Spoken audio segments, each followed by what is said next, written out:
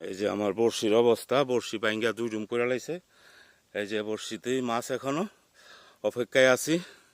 তো দেখা যাক উপরে, যতক্ষণ মাথা উপরে না বাসাইছে ততক্ষণ আমি এটারে কিছুই করতে পারুম না।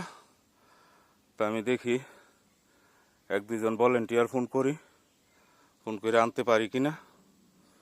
এটা উঠাইতে হইলে লোক লাগবো, একা একা। তো দেখা যাক। এই হচ্ছে আজকের পরিস্থিতি।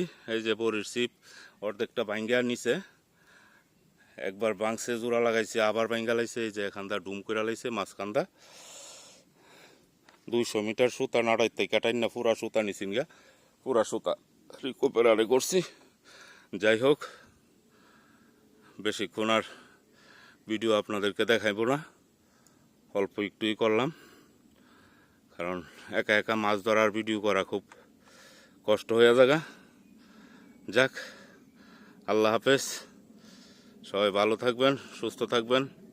আর লাইক কমেন্ট করে উৎসাহিত করবেন যাতে আপনাদের জন্য ভিডিও করতে পারি। আর লাইক কমেন্ট না করলে আর ভিডিও করব না, জানাইবেন।